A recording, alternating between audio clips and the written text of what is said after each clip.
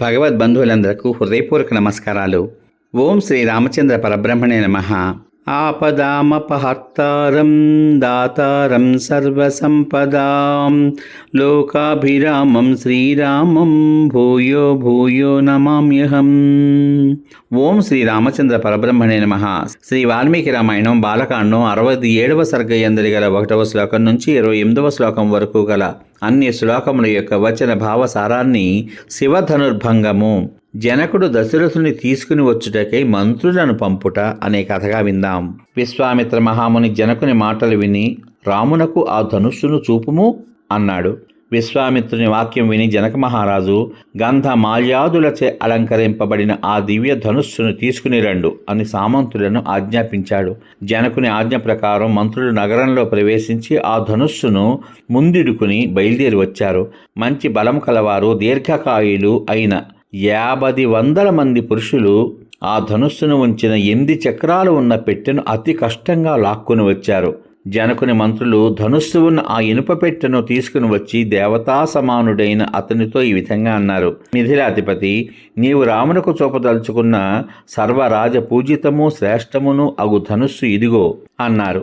రాజు వారి వాక్యాలు విని చేతులు జోడించి మహాత్ముడైన విశ్వామిత్రునితోనూ రామలక్ష్మణులతోనూ ఈ విధంగా పలికాడు: విశ్వామిత్ర మహాముని, మా జనక వంశీయులను పూర్వము దీనిని ఎక్కుపెట్టపోయి విఫలురైన మహావీర్యవంతులకు రాజులను పూజించిన శ్రేష్టమైన ధనుస్సు ఇదే.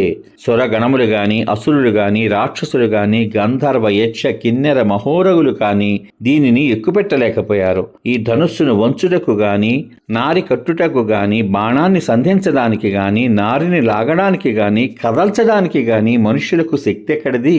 ఓ మునిశ్రేష్ఠ, అట్టి ఈ ధనుస్సును తీసుకుని వచ్చారు. దీనిని ఈ రాజపుత్రులకు చూపుము అన్నాడు. విశ్వామిత్రుడు జనకుని మాటలు విని, వత్స రామ, ఆ ధనుస్సును చూడుము అని రామునితో అన్నాడు. ఆ బ్రహ్మర్షి ఆదేశానుసారం రాముడు ధనుస్సు ఉన్న ఆ పెట్టెను తెరిచి ధనుస్సును చూచి విశ్వామిత్రునితో, బ్రహ్మర్షి, ఇప్పుడు ఈ శ్రేష్టమైన ధనుస్సును హస్తముతో స్పృశిస్తాను. దీనిని కదల్చడానికి సాధ్యమైతే ఎక్కు పెట్టడానికి ప్రయత్నం చేస్తాను అన్నాడు. జనక మహారాజు, విశ్వామిత్రుడు ఆ విధంగానే చేయనాయనా అని పలికారు. విశ్వామిత్రుని ఆజ్ఞ ప్రకారం రాముడు అనాయాసంగా ఆ ధనుస్సును మధ్యయందు పట్టుకున్నాడు. ధర్మాత్ముడైన ఆ రఘునందనుడు వేల కొలది జనాలు చూస్తుండగా ఆ ధనుస్సును అనాయాసంగా ఎక్కుపెట్టాడు. రాముడు ఆ ధనుస్సును ఎక్కుపెట్టి నారిని ఆకర్ణాంతము లాగగా అది విరిగిపోయింది. ఆ ధనుస్సు విరిగినప్పుడు పిడుగులు పడుతున్నప్పుడు కలిగే ధ్వనితో సమానమైన గొప్ప ధ్వని వచ్చింది. పర్వతం బ్రద్దలవుతున్నప్పుడు అదిరినట్లు భూమి అదిరిపోయింది. విశ్వామిత్రుడు, జనకుడు, రామలక్ష్మణులు తప్ప మిగిలిన జనులంతా ఆ ధ్వనికి మూర్ఛితులై కింద పడ్డారు. అక్కడి వాళ్ళందరూ యథాపూర్వ స్థితికి వచ్చిన పిమ్మట మాటలలో నేర్పరి అయిన జనకుడు కంగారు లేనివాడే విశ్వామిత్రునితో ఈ విధంగా పలికాడు: మహాముని, దశరథాత్మజుడైన రాముని వీర్యమును ప్రత్యక్షముగా చూశాను. అత్యద్భుతం, ఊహింపశక్యము కానిది అయిన ఈ కార్యం ఈ విధంగా జరుగుతుంది అని నేను అనుకోలేదు. నా కుమార్తె సీత దశరథుని పుత్రుడైన రాముని భర్తగా పొంది మా వంశానికి కీర్తిని తీసుకుని రాగలదు. నా కుమార్తె సీతను వివాహమాడడానికి వీర్యమే శుల్కమని నేను చేసిన ప్రతిజ్ఞ సత్యమైనది. నా ప్రాణాలతో సమానురాలకు ఈమెను రామునికిచ్చి వివాహం చేస్తాను. నీవు ఆజ్ఞాపిస్తే నా మంత్రులు రథములను అధిరోహించి శీఘ్రంగా అయోధ్యకు వెళ్తారు. వీర్య శుల్కయగు సీతను రామునికియ నిర్ణయించుట మొదలైన వృత్తాంతమునంతటినీ వారు సవినయముగా దశరథునకు తెలిపి అతనిని నా నగరానికి తీసుకువచ్చెదరుగాక. నా మంత్రులు శీఘ్రంగా వెళ్ళి రామలక్ష్మణులు విశ్వామిత్రుని సంరక్షణలో ఉన్నారు అని దశరథునకు తెలిపి సంతోషించిన అతనిని తీసుకువస్తారు అని పలికాడు. ఆ విధంగా చేయనాయనా అని విశ్వామిత్రుడు పలుకగా జనక మహారాజు మంత్రులతో సంప్రదించి దశరథునకు జరిగిందంతా చెప్పి అతన్ని తీసుకురావడానికి తన ఆజ్ఞానిర్వాహకులకు భృత్యులను అయోధ్యకు పంపించాడు.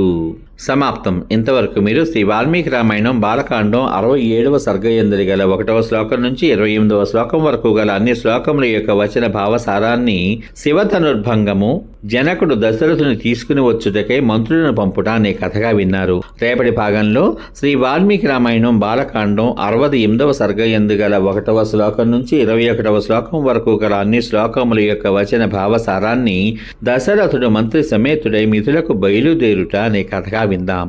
ఓం శ్రీ రామచంద్ర పరబ్రహ్మణే నమః. శ్రీరామ రామ రామేతి రమే రామే మనోరమే సహస్రనామ తత్తుల్యం రామనామ వరాననే.